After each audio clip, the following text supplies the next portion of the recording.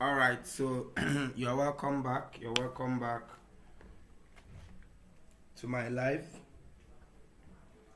Okay, so in this video we are going to be continuing what we have been discussing on solutions to the exercises we are given in Maths 103. Okay, and previously we had already concluded solutions from 1 to 31, and that's the last place where my board is now. So when we are continuing in this section, probably we hope to finish from 32 down to 44.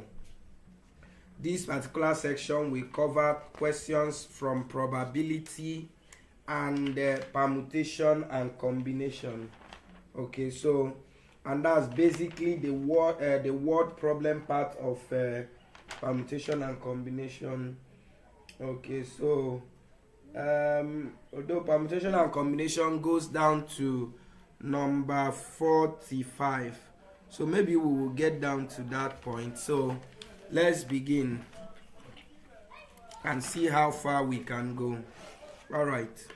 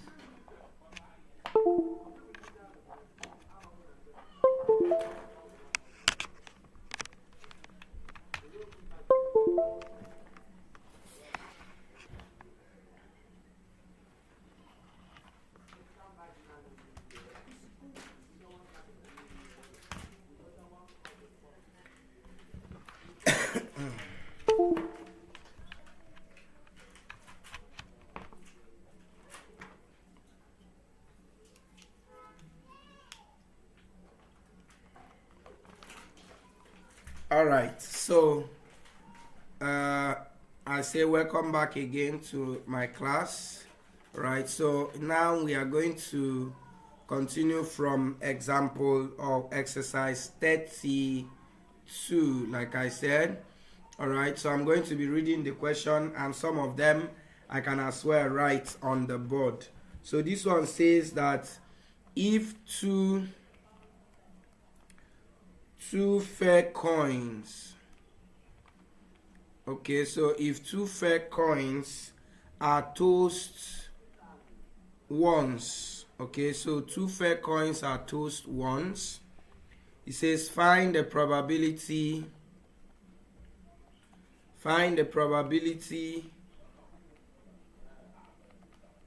that that at least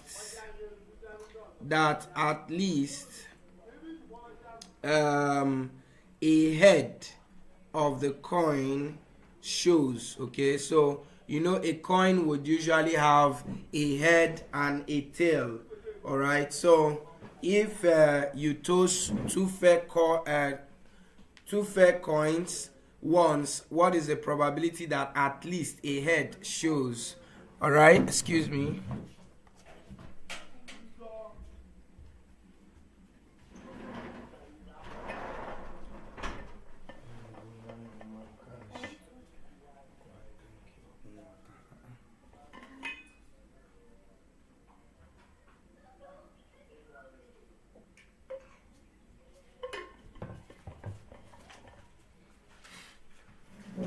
All right, welcome back. So how do you handle such problem? Solution, that's also a very simple, straight question.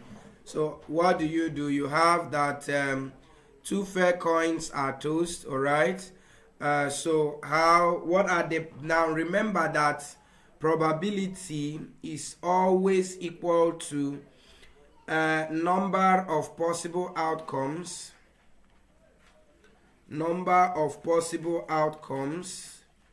This is the basic definition for probability. All over number of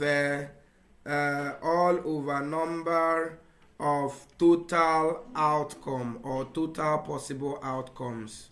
Okay, so number of possible outcomes all over number of total outcomes. You can just use total outcomes. All right. So what's that, the meaning of that in this case? First of all, let's try to bring out the total possible outcomes. Now look at that. You have two coins now. Of course, maybe something like this, and this is the head, where you have the head of a human being that represents the coin. Okay, then the tail is the back. So we are saying if you have two of it, okay, so let's assume this is also the head of this person. All right, so now the probabilities includes that it's either you get a head, that's two of them will show head, or that you get a head tail. Okay, so that means this first one can be head and this one can be tail, or you have a tail head, that means this one will be tail and this will be head, or both of them will be tail. So these are all the possible outcomes that you can get, the total outcomes that you can get from here. Now, but going back to our question, it says, what is the probability that we can get at least a head? That means you can get one head or more than that. And if you check from what we have here, there is one head here, and two here. So the total, the number of possible outcomes for that event is 3. All over a total possible outcome is 4. So your solution is simple, 3 all over 4. You can write it in decimal if you care, and that's going to give you 0.75. all right, so any of that is a good answer. Right, so we move over to the second part of the exercise in this session, which is question 33. Okay, 33 says that if two dice are thrown together, so I'm not going to be writing this one, just follow me. Two dice are thrown together, what is the probability of obtaining at least a score of 10? If two dice, let me still try to write. If two dice are thrown together, you know, like you have your Ludo dice, that's for Ludo game. Okay, so if they are thrown together, two of it usually would have 6 sides, 1 to 6. What is the probability? What is the probability of obtaining at least of obtaining at least a score of 10. So what is the probability of obtaining at least a score of 10? All right, so what's that going to be? What does it mean? Remember we said a die we have about sorry, this shouldn't be the spelling for these dice.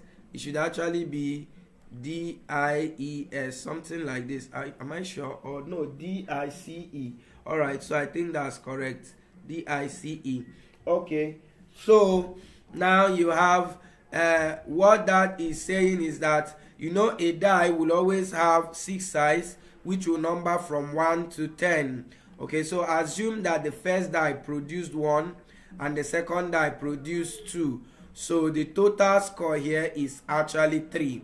Okay, so if the first die produced 6 and the second produced, let's say, 4, so the total score will be 10.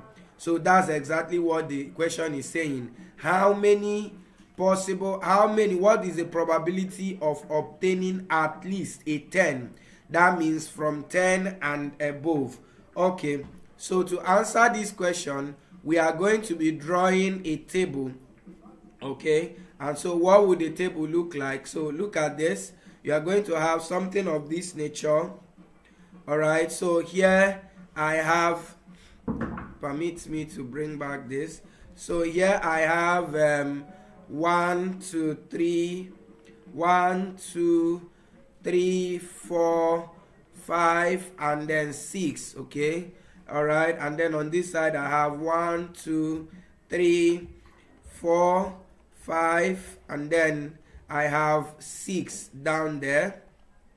Okay, so what that means is, assuming that we throw the 2 dice and we get 1 1, that means the total is 2. If you get 1 2, that means the total is 3 4 5 6 and 7. So here will be 2 1 3 4 5 6 7 8. Here will be 1 3, that's 4 5 6 7 8 9. Here will be 4 1, which is 5 6 7 8 9 10. Here will be 5 1, which is 6 7 8 9 10 11. And here will be 6 1, which is 7 8 9 10 11 12. Beautiful. So we have a very great table showing us all the possible outcomes. Okay, and then from these possible outcomes, if you count, you have 1 2 3 4 5 6 of these gave us 10, and then the whole of this gave more than, from here down gave more than 10. So but remember, they said at least 10, so that means all of this is part of what we are looking for. So the possible outcomes for this event, the possible outcome is going to be, this is equal to 6. Therefore, what that means is that our probability, the probability of at least 10, this is how you write it, P of at least 10, okay, is going to be equal to, permit me to take this up. Remember the formula, number of possible outcomes, and that is 6 all over number of total outcomes, which is 36. So by the time you divide this, you will get our probability as 1 all over 6. Okay, so we go ahead now to see exercise 34.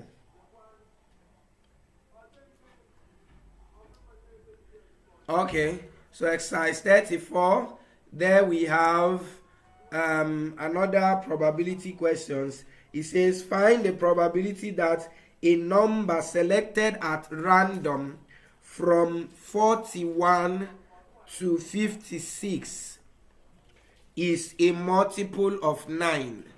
Is a multiple of 9. Find the probability that a number selected at random from 41 to 56 is a multiple of 9. So always take time to bring out your, if you watch from the first question I solved, the first thing I looked out for was the total outcomes, all right, the total possible outcome, and then you now look at the outcome of the event that you are being asked. So let's look at the possible outcomes here. Numbers from 41 to 56, that's what they said. So which include 41, 42, 43, 44, 45, 46, 47, 48, 49, 50, 51, 52, then 53,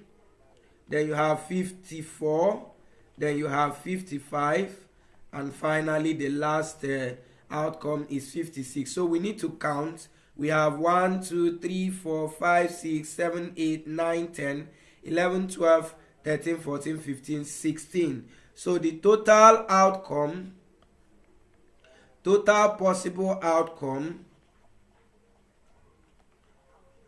is equal to 16. Now, but with respect to the question, that means amongst this total number of outcomes, what is the numbers that are multiples of 9? All right, and we have 45 is one, then we have 54, so only two of them. So this is total outcome. Then possible outcomes, so the total outcome and the possible outcome here is 2. Therefore the probability we are looking for, probability of a multiple of 9 between 41 and 40 and 56 will be equal to 2 all over 16, and by the time you reduce that, you will have 1 over 8 as your solution. All right, so that gives us the solution for 34.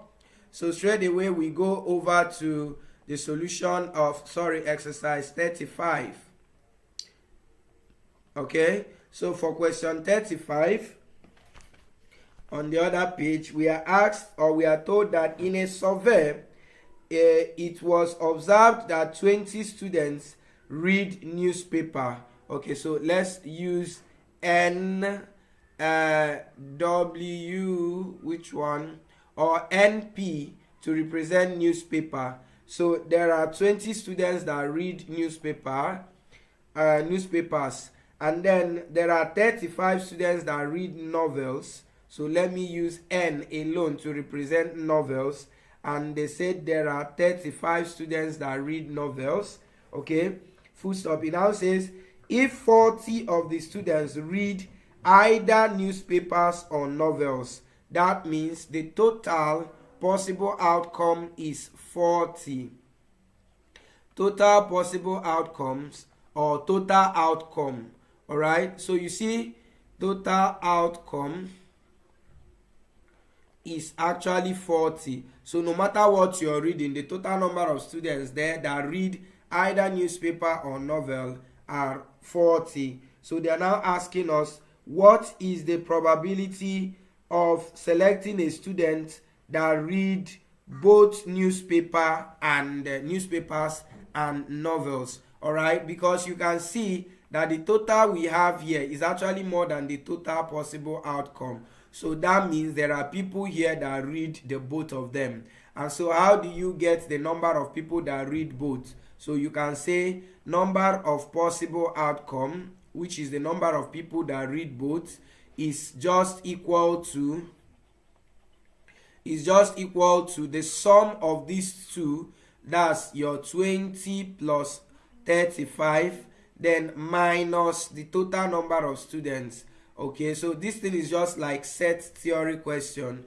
Okay, so that means this is going to be 55 minus 40, which is equal to 15. So there are 15 students that read both novels and the newspapers. So from there, we can now construct our probability. So our probability for both people that read both newspaper and novels is going to be the possible outcome for newspaper and novel and the total possible outcome, which is 40.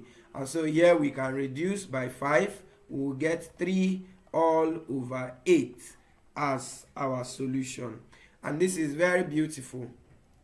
All right, very nice. Okay, so let's move up a little bit.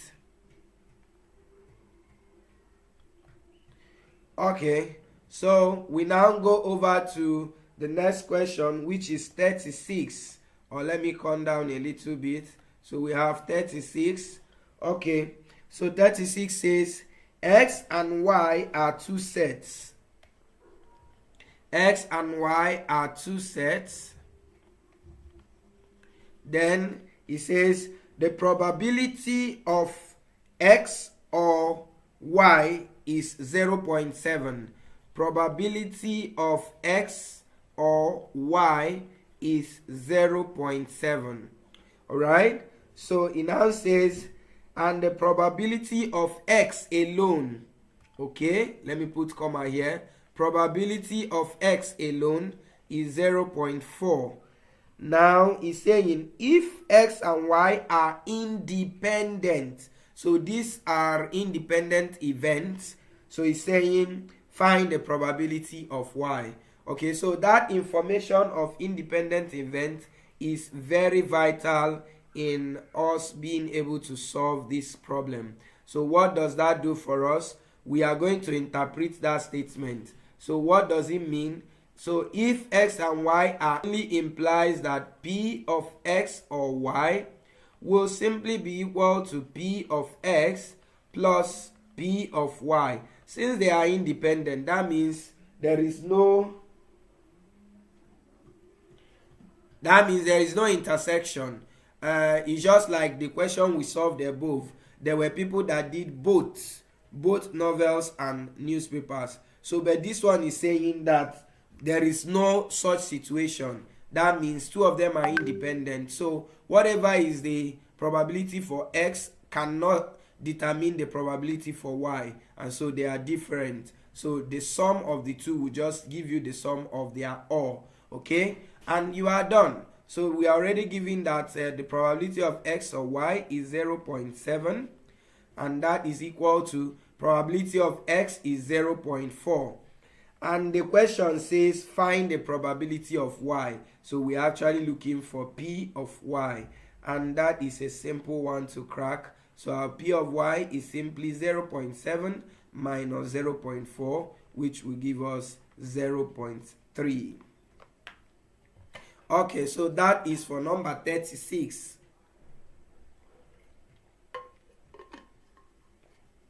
Okay, so for if that is clear, then we move on to the next one.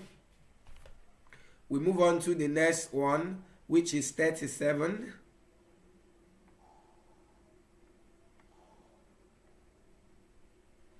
Okay, so for number 37, we have question 37. Okay, so the question there says, given that, let me try to write it, given that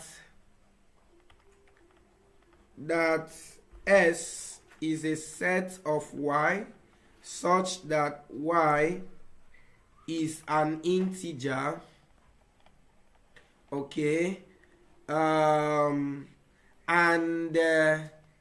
1 is less than or equal to y, and y is less than 12. Okay, so it says that we should okay, and another information there is that a number is chosen at random. A number is chosen at random, okay, from S, from the set S. All right, okay, so they said compute the probability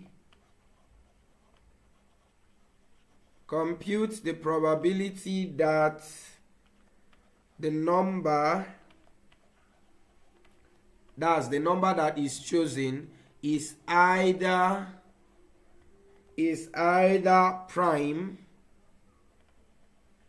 or a multiple of 3? Okay, so this is a very beautiful question, and let's try to see it. Okay, so what are we going to do? How do you check whether the number that is given is either prime or a multiple of 3? Okay, so let's begin to check. So here, first of all, let's bring out, remember, like I would always say, you need to bring out the total possible outcome. All right, so our S will represent that. So the set S is going to include, remember, is a set of integers that start from 1 and end below 12. So they include 1, 2, 3, 4, 5, 6, 7, 8, 9, 10, and 11. So these are numbers or integers from 1 that is also less than 12. Okay, now the next thing is that we are now asked to get the probability of choosing a prime or a multiple of 3. A prime or a multiple of 3. Okay, so what first of all, we need to bring out these other possible outcomes. So what is a possible outcome of a prime? So how many primes do we have there? Let me take it to this side. So the primes will include your 2, your 3, your 5, and then your 7 and 11. So these are the primes.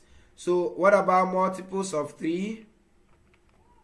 So our multiples of 3 will include our 3 itself, 6, 9, I think that's all. So these are multiples of 3. All right, so that means the possibility of picking any of these is just going to be the sum of the possibility of the two of them.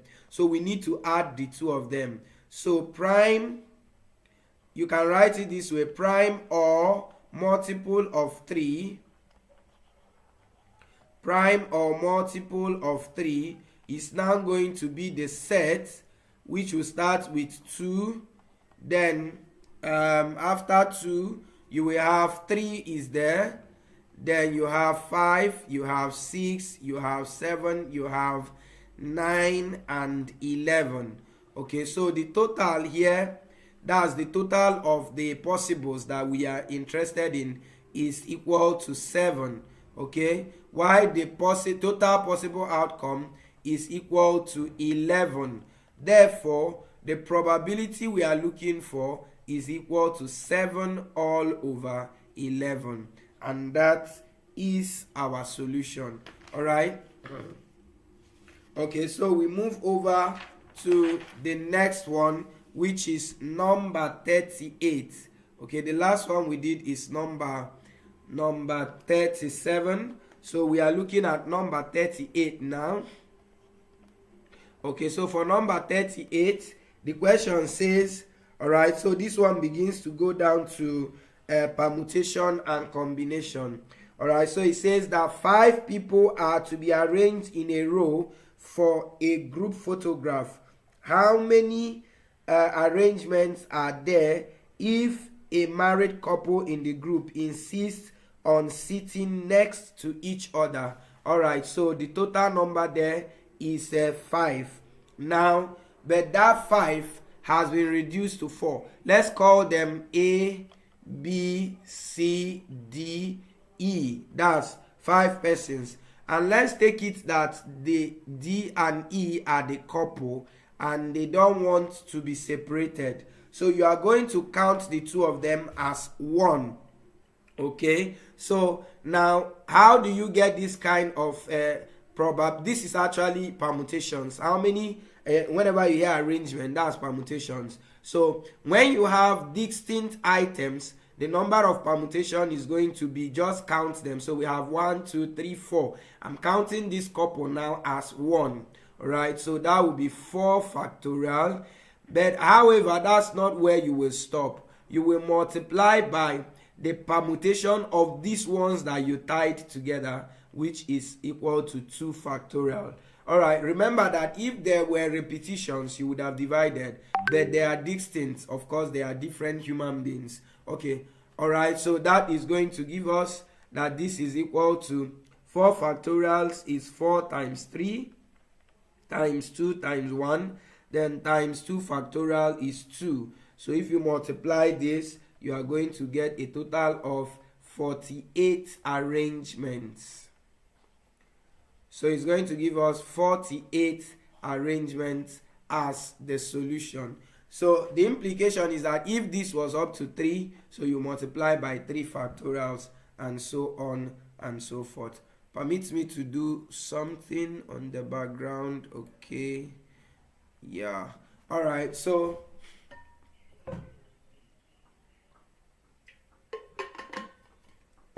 let me take some more water.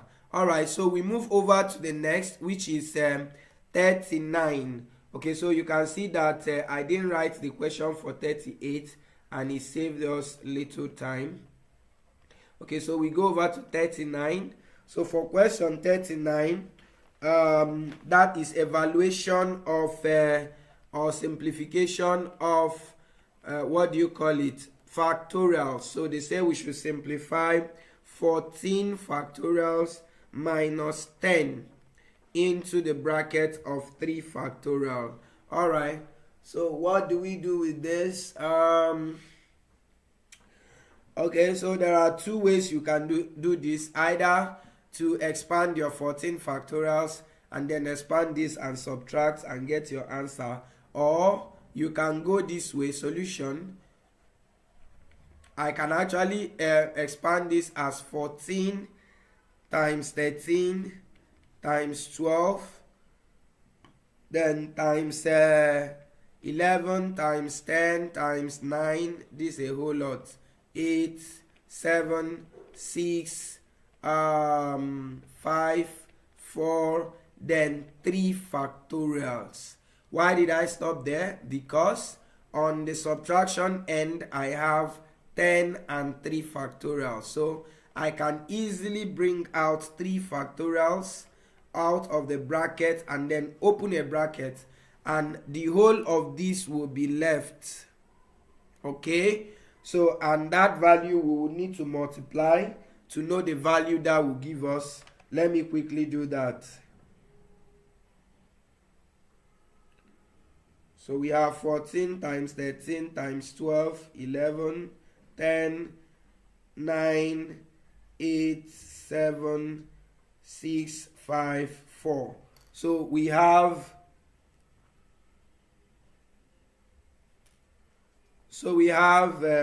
14,000.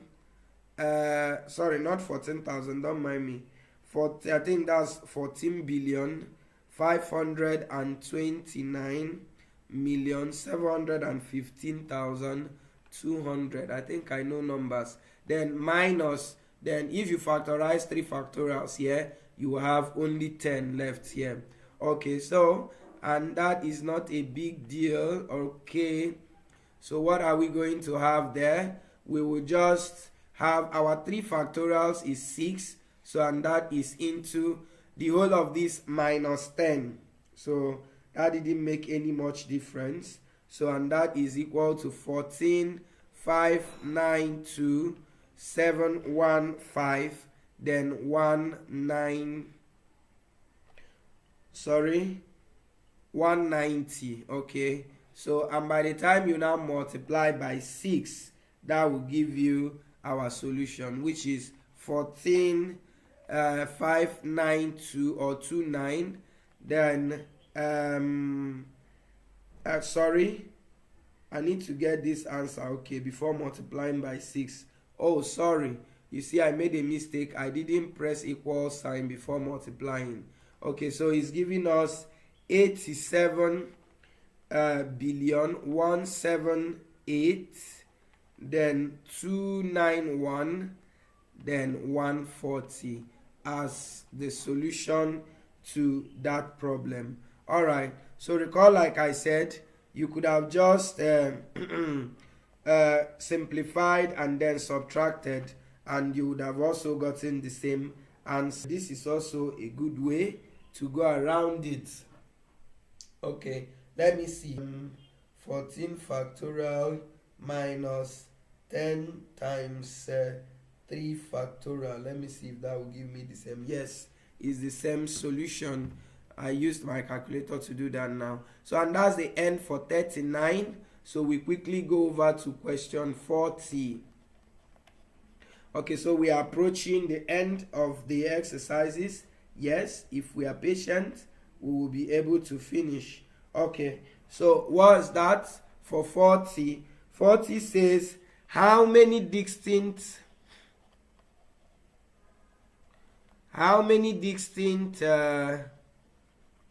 arrangements?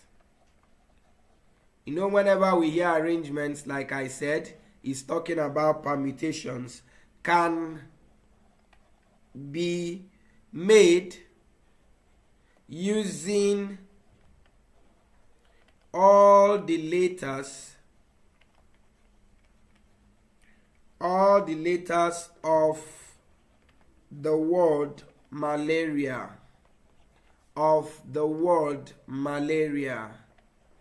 Okay, so how many arrangements can we make out of this? And that is straightforward. I already said it up there that when you have a word of different alphabets, that all you need is just take the factorial of the number of the alphabet.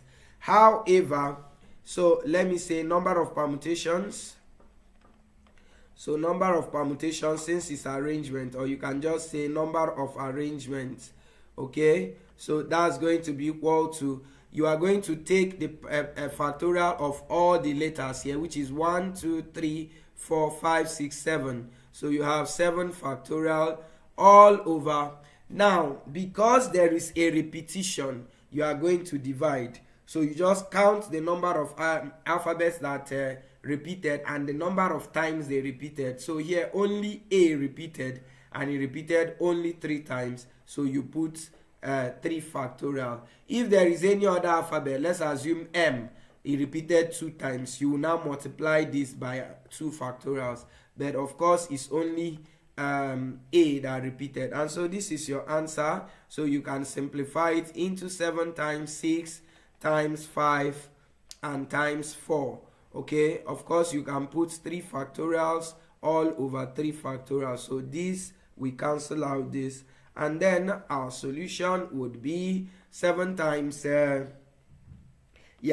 times 6 times 5 times 4, which will give you about 840 if you do it well.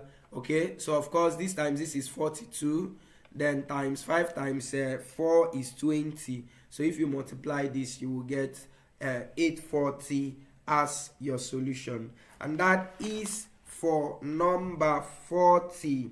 Okay, and so we have the next one, number 41. Question 41 says that there are 5 students. Okay, 5 students were late to class, and only three seats, only 3 vacant seats were available. Okay, so the question says, in how many ways can the seats be occupied? Okay, so that means in how many ways can you arrange 5 students in a 3 available seats? Okay, so that is another permutation question, because it's also a question of arrangement. Okay, so what are you going to do? That means what this is representing is that you have a total number of items to be arranged as 5.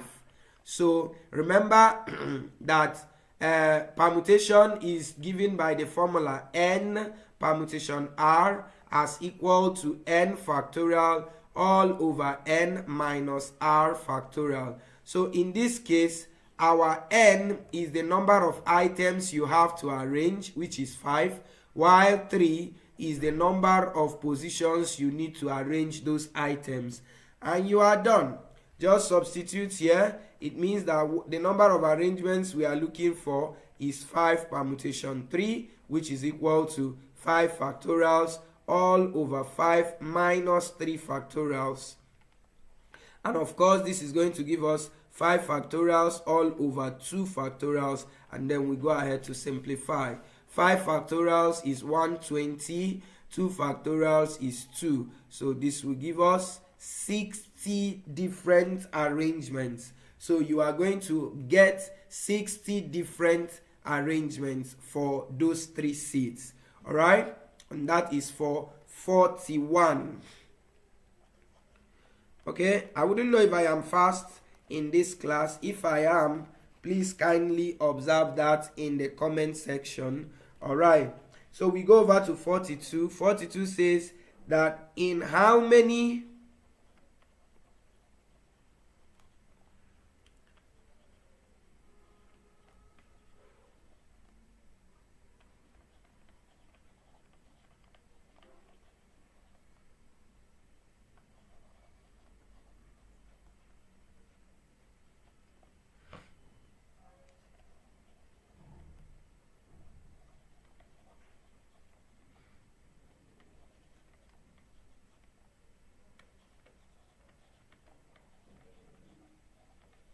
Okay, so here is the question for number 42. It says, in how many ways can 4 objects be selected from a set of 7 objects? Okay, so this is similar to number 47. The only difference here is that number 47 is arrangement. Sorry, 41. While number 42 is selection. Okay, and we said that selection is all about combination. And so this is going to be, you have 7 items to select from, and you're selecting 4 out of 7. So that is 7 combination 4. However, you recall that by definition, n combination r is equal to n factorials all over n minus r factorials, then multiplied by r factorial. And we are done. Substitute. So this implies that our 7 combination 4 is equal to 7 factorial all over 7 minus 4 is 3 factorial, and then multiplied by 4 factorial. So the job you have here now is to simplify what we have. And what is it going to give? I can simplify 7 to this times 4, 5 times 4 factorial. I'll leave it there. Why? Because in the denominator I have 4 factorial. Now 3 factorial is 3 times 2 times 1, which is 6 actually. Then I'll leave this one. So what I'm going to do now is that this will take away this. Remember I said this is 6, so it will cancel this. And so your answer is 7 times 5, which is equal to 35. So there are 35 possible selections from that arrangement that we have there. That's selecting 4 objects from 7. There are 35 different ways that that selection can happen. Okay, recall that I said that this is going to lead us down to 45. That is where permutation and combination ended. So but we are in number 43. So let's see if we are able to finish up to 45. Okay, so this is question 43. Okay, and what do we have there? So it says that, okay, it's a long one. A committee of 6 is to be formed. Let me see if I can write some of it. A committee of 6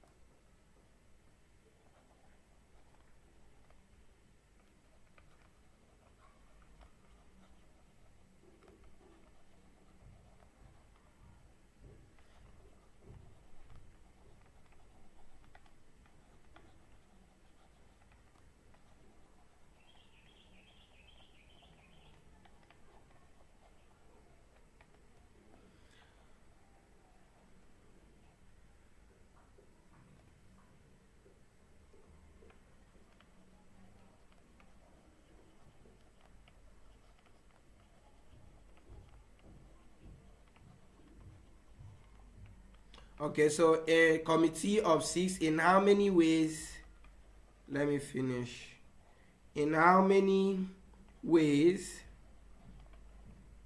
can the members of the committee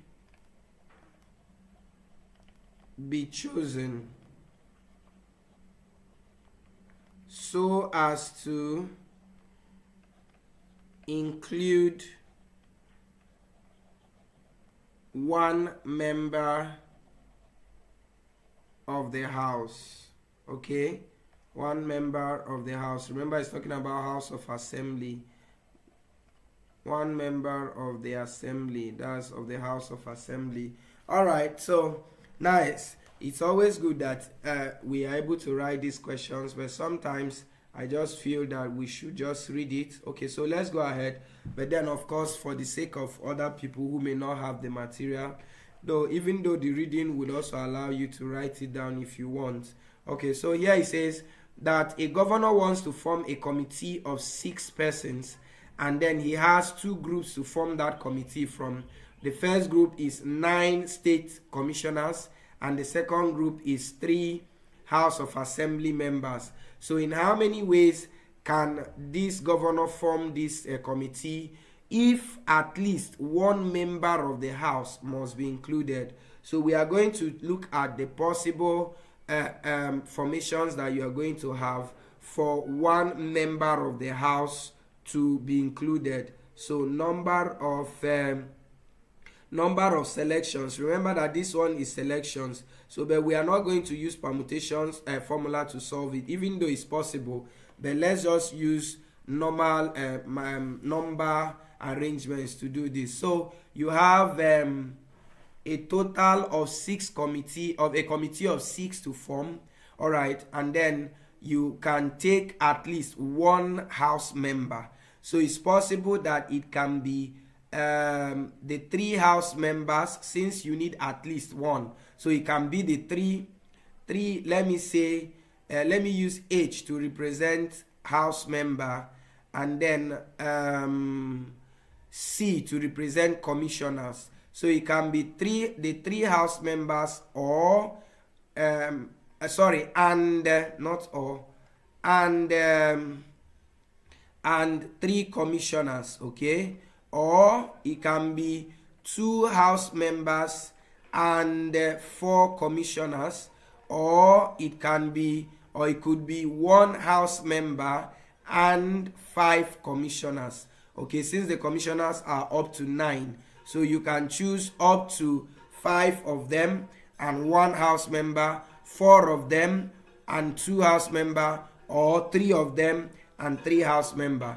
But the case is that they must be a house member. You know, it's possible to take 6 commissioners in that committee, but the only thing is that there won't be a house member if you take 6 commissioners. So what do you do in such case? That means we will stop here. So where we are now are the only possible outcomes from that event. So we now have to begin to interpret what we have.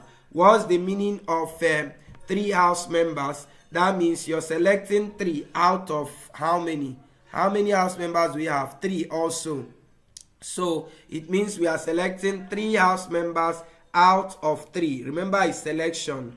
Okay, and whenever it comes to permutation and combination, and stands for multiplication or stands for addition. Please take note of that. So this is going to be 3 combination, 3 times. Now here you're selecting 3 commissioners out of 9. Remember that the commissioners are a total of 9. So that's going to be 9 combination 3. Okay, now all is plus. So we now have 2 house out of 3. That's 3 combination 2 times 4 commissioners out of 9. That's 9 combination 4. And that is plus, here we have 1 house member out of 3. That's 3 combination 1 times 5 house commissioners out of 9. That's 9 combination 5. Okay, so what this is going to give us now is the interpretation of all of this. So meanwhile, something is going to help us and I'm going to just note it for us here. Of course, you may need it even in the exam. Whenever you have n combination n, that's equal to 1. It's also equal to n combination 0 is also equal to 1. So this 3 combination 3 is actually equal to 1. So no need bothering yourself there. Multiply by, then we can do 9 combination 3, which is 9 factorial, all over 9 minus 3, which is 6 factorials, multiply by 3 factorials. We can close there. Plus, we come over here. We have 3 factorials all over 3 minus 2, which is 1, multiplied by 2 factorial. Then times, this will be 9 factorial all over 9 minus 4 is 5. Then multiply by 4 factorial. We close here. And then here we now have 3 factorial all over 3 minus 1 is 2, multiplied by 1 factorial. So you see that this is actually equal to this, and even this one is equal to this, because this will give us 9 factorial all over 9 minus 5 is 4, then multiply by 5 factorial. So you eventually have gotten the same thing. So if we are able to simplify this, and this, then these two will feed this other bracket. Okay, so let's go. What is that going to give us? We have, of course, this one will go away. So this is going to give us 9 times 8 times 7. The 6 factorial, we cancel this. So we just have all over 3 factorials, which is 6. Then plus, here you have 3 factorial times, 3 times 2 factorial, which will cancel this one. So you just have only 3 left there. Okay, so multiplied by, here you have 9 times 8 times 7 times 6. The 5 factorial, we cancel this 5. So we have all over 4 factorial, and 4 factorial is 24. So we close here. Plus, the final one there is going to be, remember I said this one will be equal to this, which is 3. And then this one will also be equal to this, which will be 9 times 8 times 7 times 6. And that is all over 4 factorial, which is 24. Okay, so let's try to finish that. This is, permit me to see if I can move this away from the end of the board a little bit. Okay. All right. Okay, so no, return my marker. Okay, so this is going to now be equal to, can we reduce here? Yes. 2 here is 3, 2 here is 4, 3 here is 1, 3 here is 3. So 3 times 4 is 12, and 12 times 7 is 84. Then plus, here we have 8 here is 1, 8 here is 3, 3 here is 1, 3 here is 2. So we have 63, that's 9 times 7 is 63 times 2. Remember that you have already 3 here. So times 63 times these 2 will give us 126. Okay, that's plus the same thing here, 3 times 126. Okay, so all we will do now is to multiply this, and then we multiply it by 2 also. Okay, so permit me to do that. So I will have that's going to give me 3 times 126, then multiplied by 2 to give the whole of this. Then we now add 84 to it. So the total value of our answer is 840, and that is the solution for that exercise 43. Okay, so and I hope that made sense. That's for exercise 43. And then straight away my board is full, so we go to another page. Let's now look at question 45. Okay, All right, so here we have 45. Question 45. All right, so what do we have there? If 6 permutation R is equal to 6, okay, it says we should find the value of 6 permutation R plus 1. Okay, so in other words, what this question is actually asking for is for us to get the value of R. When you get the value of R, you now substitute it here. Okay, so let's see what that is going to be. First of all, we interpret this. That's 6 factorial all over 6 minus R factorial, and that is equal to 6. Okay, what do you do here? This is over 1. Let's interchange. Let's switch these two. Let this come over here and let this one go there. So that is going to give us 6 factorial all over 6 is equal to 6 minus R factorial. And that's beautiful. So all I need to do on this left hand side is to try to make it look like the right hand side, and then whatever is in the position of my R becomes my solution. So what do I do with that? Okay, let me try something. You know that this is the same thing as 6 factorial. You know that 6 is the same thing as 3 factorial. Is that correct? Yes. Is that really going to help us? Let's see. Okay, so, and that's going to be 6 minus R. So you keep bringing this one down. Okay, and so that's going to be, this is going to give us 6 times 5 times 4. All right, so you have removed here, and that is equal to 6 minus 3 factorial. Okay, so remember, so what can you do now? At this point, I can try to put this left hand side in a factorial form. And first of all, what will it be if I put it? First of all, if you multiply this out, you're going to actually get 120. And 120 is actually 5 factorial. Are you aware of that? So I can actually use that approach. Then there is another approach I'm trying to see here. And what is that? What is that approach that I want us to see? Okay, no problem. Let's use this other method. So this is going to give us 120, and that's equal to 6 minus R factorial. So see what I'm going to do. I'll put this in a factorial form, which is 5 factorial is equal to 6 minus R factorial. So the factorials will cancel out, and I'll just have 5 is equal to 6 minus R.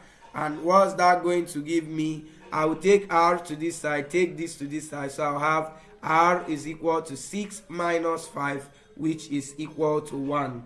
So I've gotten my R as 1. So all I need to do now is to bring my R into, I will try to bring my R into the value of the 6 permutation R plus 1. Okay, so which is what I'm going to do now just in a short while. So if I put it here now, I'm going to have 6 permutation 1 plus 1, which is 6 permutation 2. Okay, so we have 6 permutation 2. Sorry about that. I had to move away from that noise so that it doesn't disturb the class. Right. So here we have so there we have 6. We are just going to have 6 permutation. Our R is 1, so that's 2, which is equal to 6 factorial all over 6 minus 2, which is 4 factorial, and that's going to give us 6 times 5. Of course, 4 factorial will cancel 4 factorial, and your answer will be 30. So your value for 6 permutation R plus 1 will be 30, and that is for. So we have how many 3-digit numbers can be formed from 3, 2, 5, 4 without any digit being repeated. This is a very beautiful question that comes, you can handle this using number technique. All right, look at what we're saying. Can I write the question? How many 3-digit numbers can be formed, okay, from 3, 2, 5, 6 and 4 without any repetition? Okay, so how do you do that without any digit being repeated? All right, so you don't want any repetition of a digit. Okay, repetition. All right, I hope I'm correct. Okay, so what's that going to be? So very simple. All you are going to do is to use the number technique approach. All right, so draw the boxes that will represent the 3 digits that you want to form.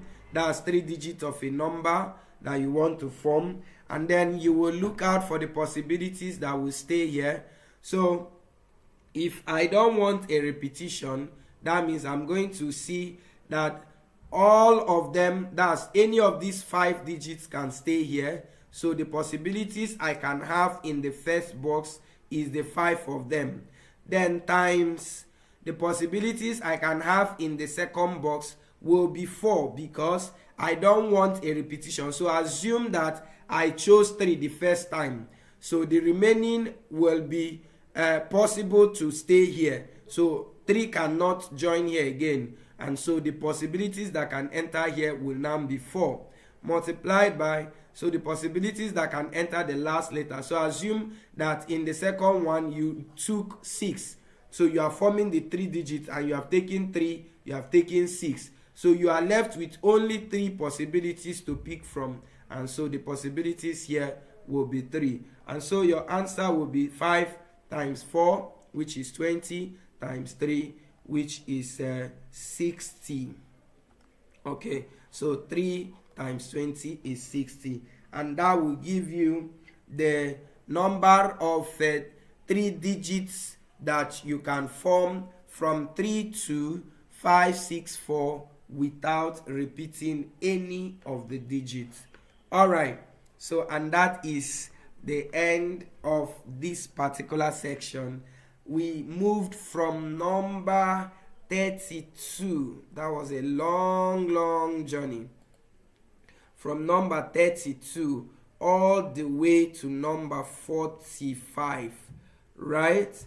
Okay, so that's about 14 questions that we did in this section. All right, okay, so and this is where we end it. Now the next section is going to move from 46. We will want to finish the remaining parts in this particular next section. So it will move from 46 to number 62. Okay, there are only 62 questions, not 65. Wow, that's going to be a whole lot. It's going to include binomial theorem. After binomial theorem and expansion, then you move over to functions. All right, so there are just 2 topics. So you see, it's as if we've been taking it 2 topics for each. The first one was set and number system. The second was indices and logarithm. I think we included surd in that one. Then later we now took sequences and permutation and combination. And then now we are taking probability. We've taken all questions on probability, and then we also touched, it's under probability that we touched permutation and combination. Under sequences, we had only sequences.